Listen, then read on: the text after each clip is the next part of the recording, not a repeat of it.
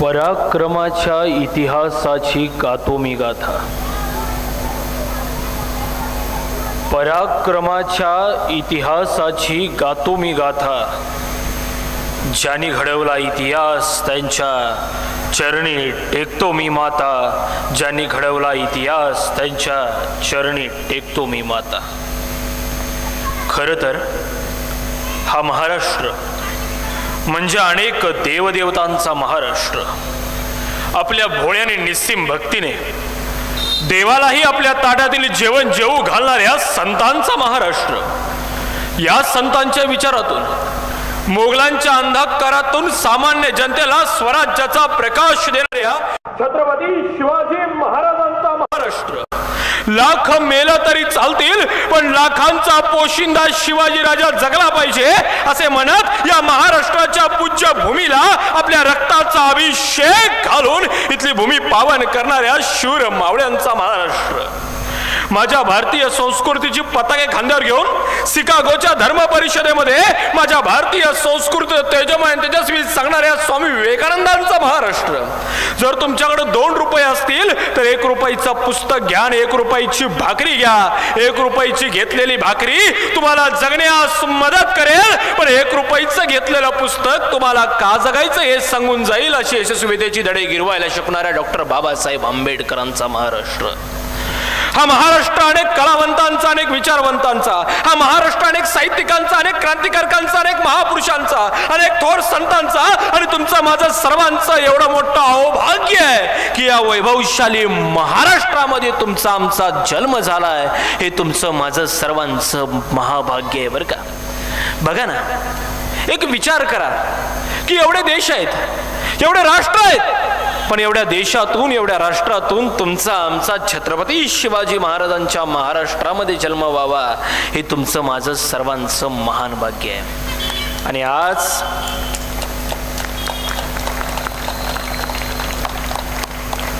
आज हिंदू समाज कृती समितीच्या वतीनं हिंदू साम्राज्य दिन अर्थात शिवराज्याभिषेक दिनाच्या निमित्तानं आयोजित केलेला हा व्याख्यानाचा कार्यक्रम, आयोजित केलेला हा शिवविचारांचा जागर, मला लोक नेहमी प्रश्न करत असतात बरं का।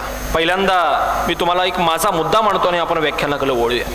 मला लोक नेहमी प्रश्न विचारत असतात की एवढा मोठा भारत देश, एवढ्या मोठ्या भारत देशामध्ये एवढा मोठा महाराष्ट्र, एवढ्या महाराष्ट्रामध्ये एवढा मोठा सातारा जिल्हा, एवढ्या मोठ्या सातारा जिल्ह्यामध्ये एवढा मोठा फलटण तालुका, आणि या फलटण तालुक्यातील लोकांना छत्रपती शिवाजी महाराज धर्म, आपली संस्कृती, आपला अध्यात्म, शिवाजी महाराजांचे विचार सांगून याचा फायदा देशाला काय होणार आहे किंवा याचा फरक देशाला काय पडणार आहे, किंवा लोक म्हणतात की एवढ्याशा लोकांना शिवाजी महाराज, धर्मवीर संभाजी महाराज सांगून त्याचा फायदा काय होणार आहे, तर लोकांना मला आवर्जून सांगावंसं वाटतं की एका ठिकाणी आग लागली होती, एका ठिकाणी आग लागली होती आणि एक चिमणी तलावामध्ये जायची, चोचेमध्ये पाणी घ्यायची आणि आगीवर नेऊन टाकायची। एक चिमणी तलावामध्ये जायची, चोचेमध्ये पाणी घ्यायची आणि आगीवर नेऊन टाकायची, आणि त्या चिमणीची धडपड एका कावळ्यानं बघितली आणि तो कावळा चिमणी जवळ गेला आणि चिमणीला सांगू लागला, अगं चिमणे, तू आहेस केवढी, तू तलावामध्ये जाणार किती, तू तलावामध्ये गेल्यावर तुझ्या चोचेमध्ये पाणी मावणार किती, आणि तुझ्या चोचेमध्ये मावलेलं पाणी चिमणे तू आगीवर नेऊन टाकणार किती। अगं चिमणे, तिकडं वनवा पेटलाय ग, तिकडं जंगल जळून खाक होत आहे, तुझ्या एवढ्याशा चोचेतल्या पाण्यानं ती आग नाही विझणार, कशाला धडपड करतेस।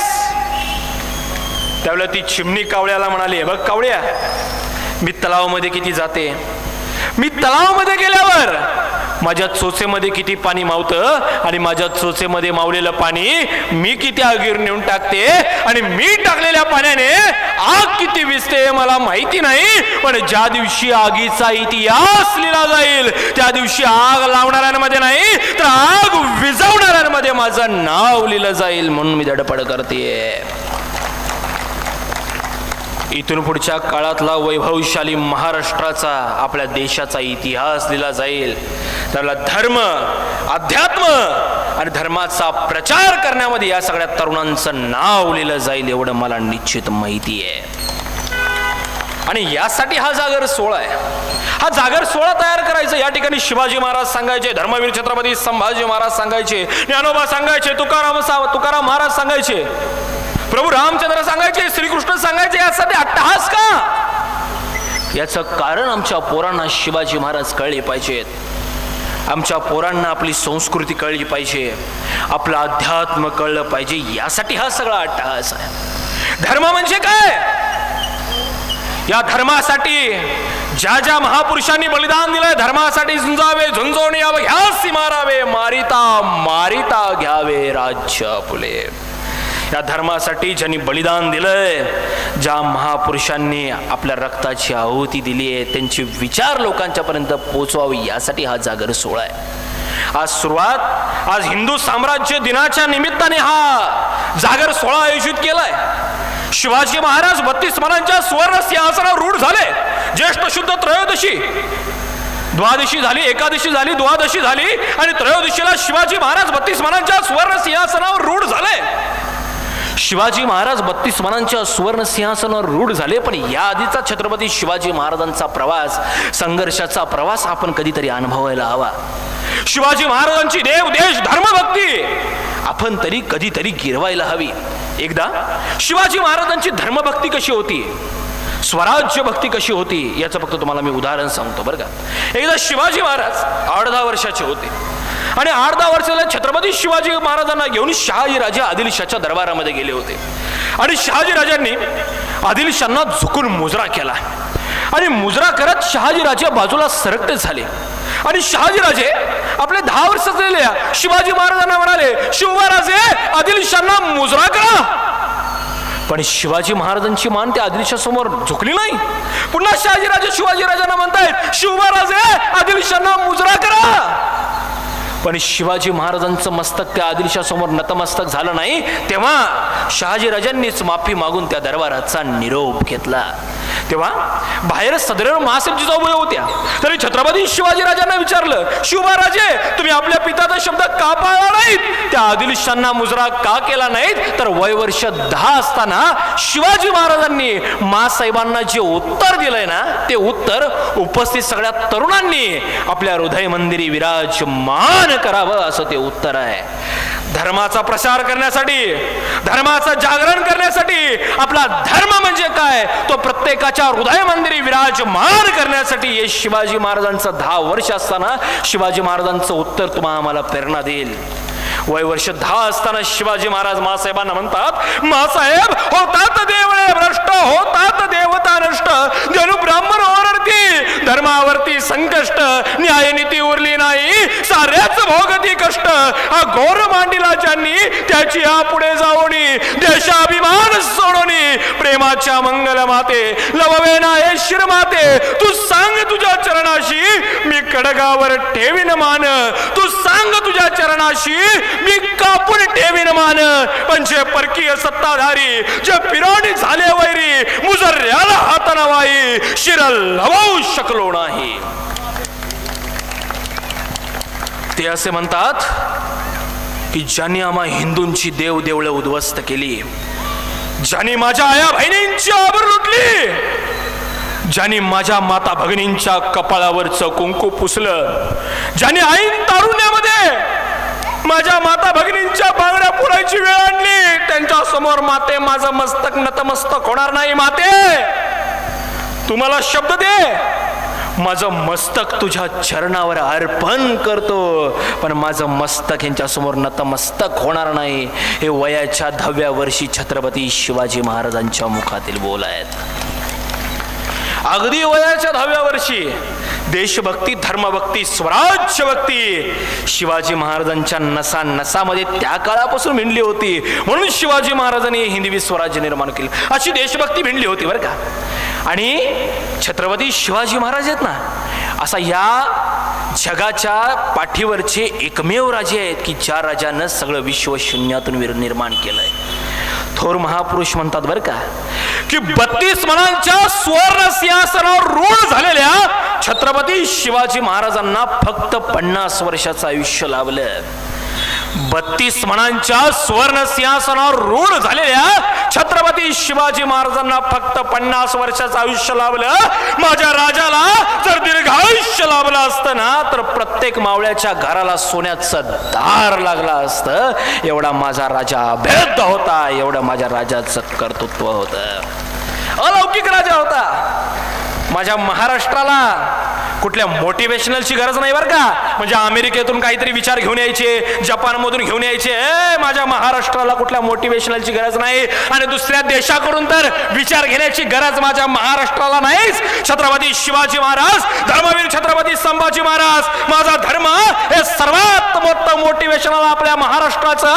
म्हणून म्हणतात महाराष्ट्र मेला तरी राष्ट्र मेले, मराठ्यांविना राष्ट्र गाडा न चाले, खरा वीर वैरी पराधीनतेचा, महाराष्ट्राधार उभ्या भारताचा. माझ्या महाराष्ट्राला कुठल्या मोटिवेशनलची गरज नाही. सर्वात मोठी ताकद आहे आपल्या महाराष्ट्राची छत्रपती शिवाजी महाराज, धर्मवीर छत्रपती संभाजी महाराज. सर्वात मोठी ताकद आहे आपला अध्यात्म, आपले विचार.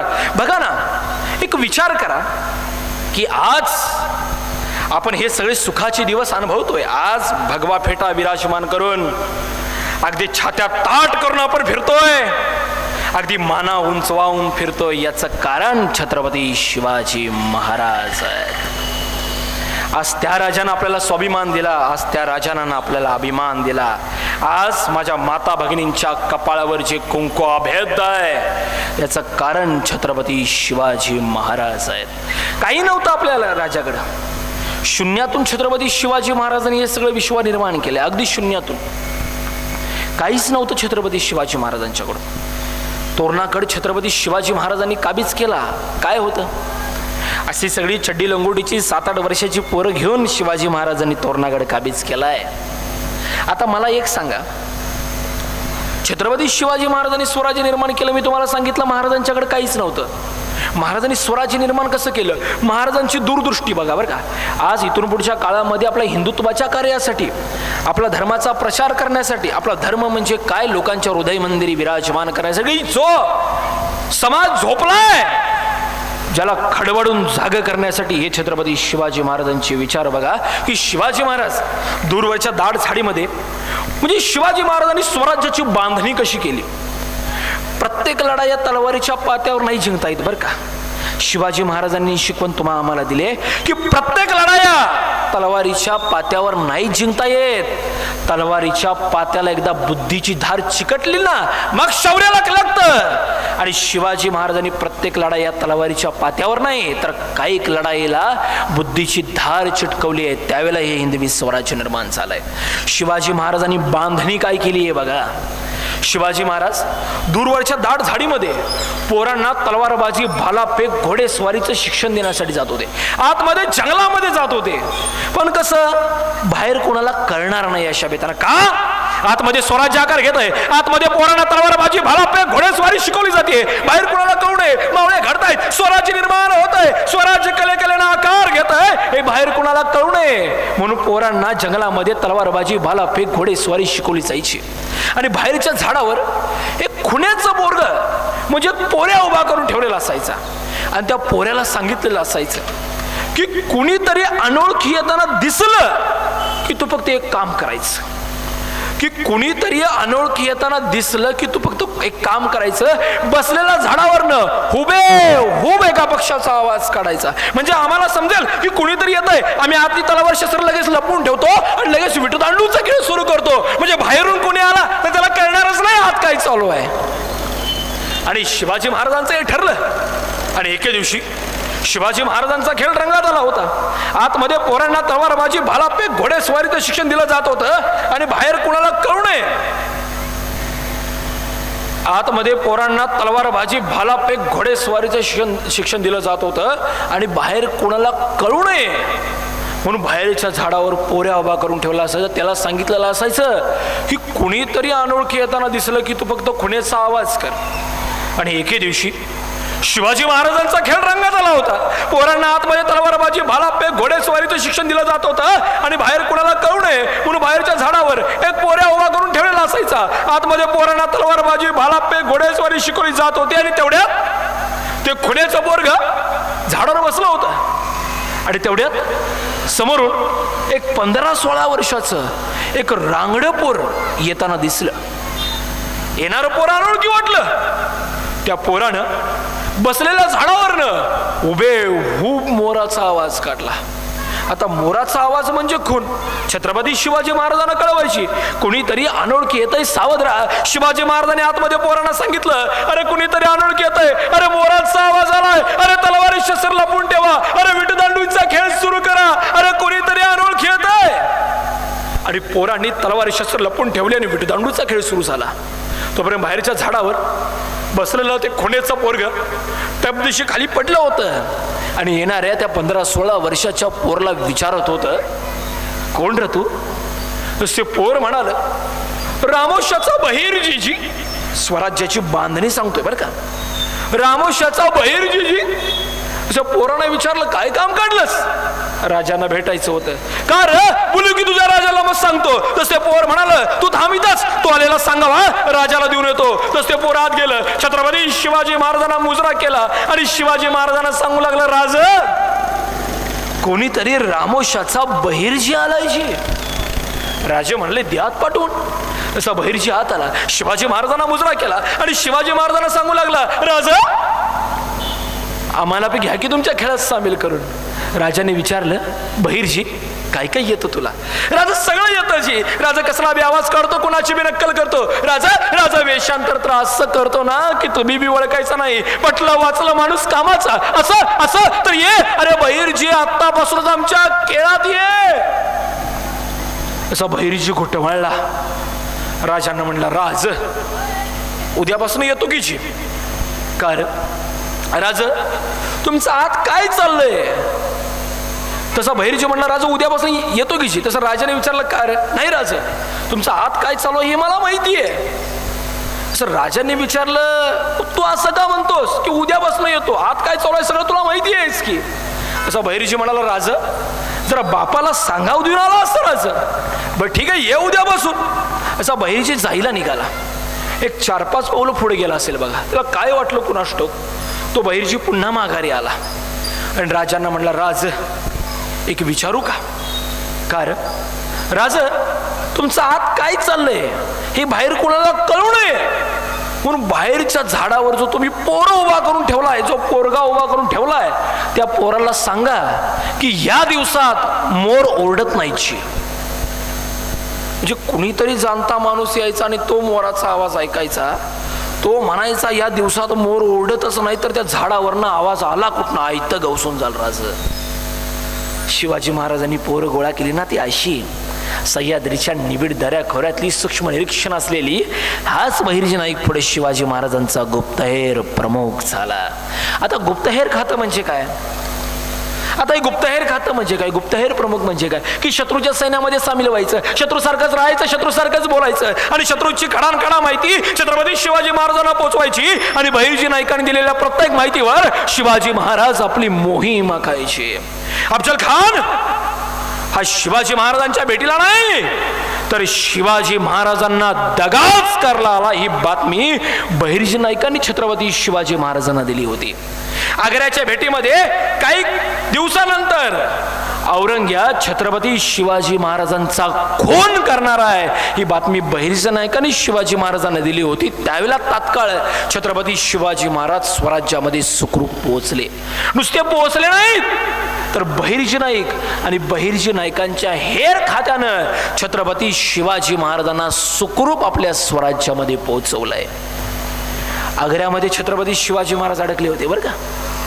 आग्रा म्हणजे औरंगजेबाची मगरमिठी, मृत्यूचं दार. त्या आग्र्यातून बाहेर येणं अशक्यच, पण माझे छत्रपती शिवाजी महाराज त्या आग्र्यातून बाहेर पडले, मृत्यूच्या मगरमिठीतून बाहेर पडले. याला कृपा म्हणावी, याला आशीर्वाद म्हणावा.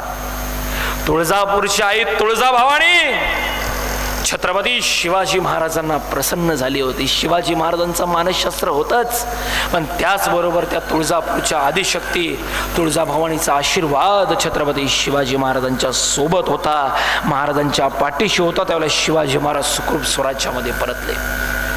तर हे बहिर्जी नाईक आहेत. पण तुम्हाला मी आवर्जून सांगतो की एवढा त्याग बहिर्जी नाईकांनी स्वराज्यासाठी केलाय ना, की एवढं योगदान बहिर्जी नाईकांनी स्वराज्यासाठी दिले की आज हे हिंदवी स्वराज्य कशाच्या बळावर निर्माण झालं.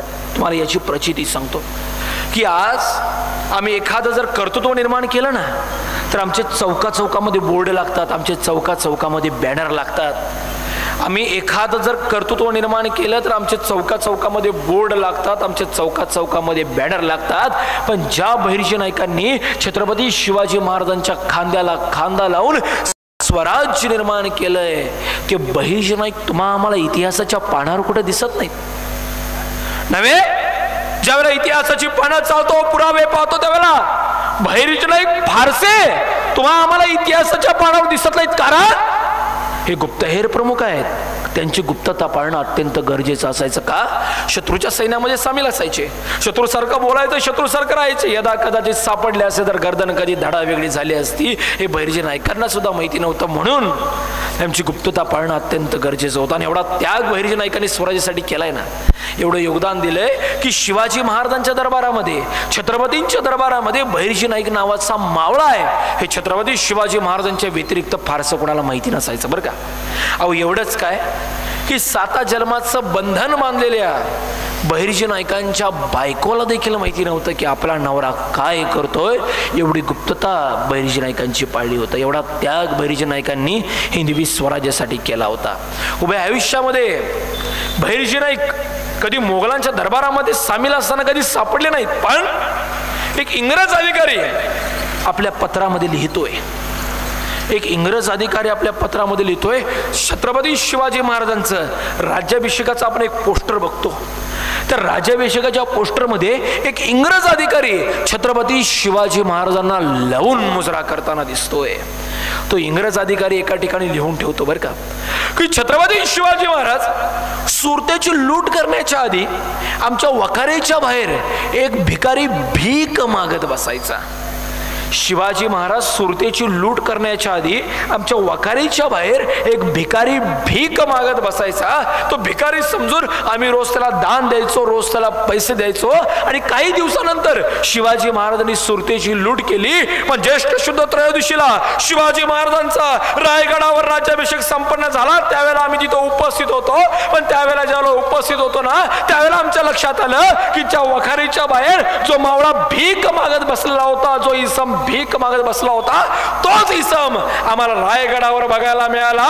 त्यावेळेला आमच्या लक्षात आलं की वखारीच्या बाहेर भीक मागणारा तो इसम भिकारी नसून छत्रपती शिवाजी महाराजांचा मावळा होता. आणि तिथं भीक मागत बसून तो मावळा सगळं नियोजन करत होता आणि शिवाजी महाराजांनी सुरतेची लूट केली.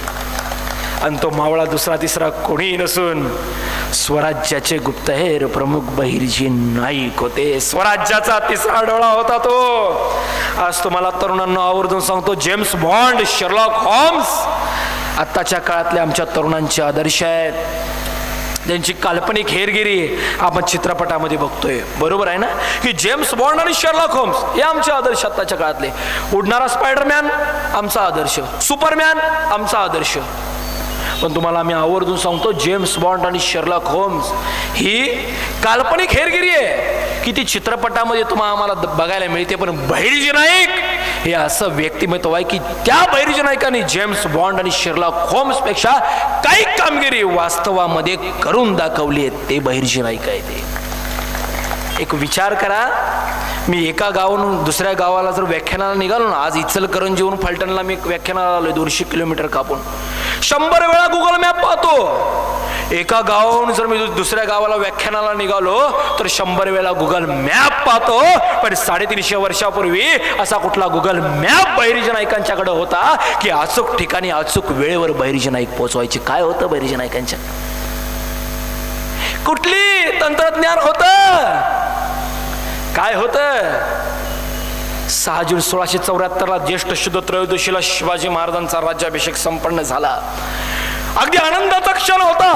पारतंत्र्याच्या अंधकारातून स्वातंत्र्याची ज्योत प्रकटली होती. रयतेच्या डोईवर सुखाचं छत्र धरणारे छत्रपती शिवाजी महाराज त्या दिवशी 32 मनांच्या सुवर्ण सिंहासनावर रूढ होणार होते.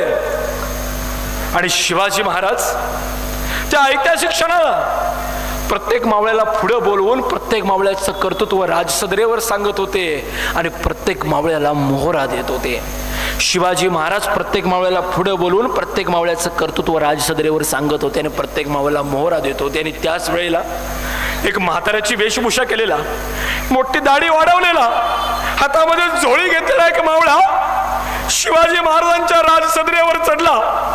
अगदी आनंदाचा क्षण होता तो. पारतंत्र्याच्या अंधकारातून आजच्या दिवशी स्वातंत्र्याची ज्योत प्रकटली होती. रयतेच्या डोईवर सुखाचा छत्र धरणारा भाबड्या जनतेचा राजा छत्रपती झाला होता. सर्वसामान्य घरातला राजा छत्रपती झाला होता. आणि त्या शिक्षणाला सगळेजण आनंदून गेले होते. आणि हा मावळा मोठी दाढी वाढवलेला, हातामध्ये झोळी घेतलेला मावळा शिवाजी महाराजांच्या राजसदरेवर चढला. आणि त्या मावळ्यानं शिवाजी महाराजांच्या समोर झोळी पसरवली आणि दोघांचे डोळे आनंदाने पाणावले. त्या मावळ्यानं शिवाजी महाराजांच्या समोर झोळी पसरवली आणि दोघांचे डोळे आनंदाने पाणावले. ज्या वेळेपासून ओठाला मिशा नव्हत्या ना, त्यावेळेपासून या दोघांनी हिंदवी स्वराज्याचं व्रत हाती घेतलं होतं. त्यावेळेपासून या दोघांनी शपथ घेतली होती. आज ती शपथ पूर्ण झाली होती. 32 वर्षांच्या सुवर्ण सिंहासनावर रूढ झालेले छत्रपती शिवाजी महाराज झाले होते.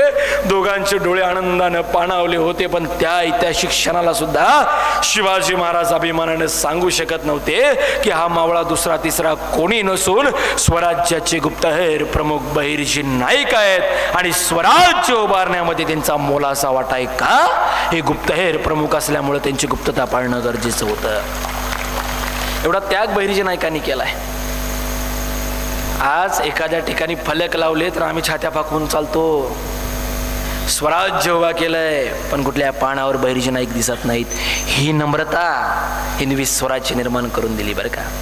या बळावर, या स्वामीनिष्ठेच्या बळावर, स्वामीनिष्ठा छत्रपती शिवाजी महाराजांच्या चरणाशी या मावळ्यांची निष्ठा इतकी अफाट होती ना की वेळ प्रसंगी ही मावळे छत्रपती शिवाजी महाराजांसाठी वेळ प्रसंगी मरायला आणि शत्रूला मारायला देखील तयार होते. छत्रपती शिवाजी महाराज चालता चालता एखाद्याच्या खांद्यावर टाकायचे. छत्रपती शिवाजी महाराज चालता चालता एखाद्याच्या खांद्यावर हात टाकायचे. चालता चालता त्याच्या कानामध्ये 2 शब्द सांगायचे. ज्याच्या खांद्यावर छत्रपती शिवाजी महाराजांचा हात ना आणि ज्याच्या खांद्यावर छत्रपती शिवाजी महाराजांचे शब्द, तो माणूस मेला तरी फक्त छत्रपती शिवाजी महाराजांचा बनून राहायचा. काय होतं बघा की चालता चालता छत्रपती शिवाजी महाराज एखाद्याच्या खांद्यावर हात टाकायचे. चालता चालता त्याच्या कानात 4 शब्द सांगायचे. ज्याच्या कानात राजांचे शब्द आणि ज्याच्या खांद्यावर छत्रपती शिवाजी राजांचा हात, तो माणूस मेला तरी छत्रपती शिवाजी राजांचा बनून राहायचा.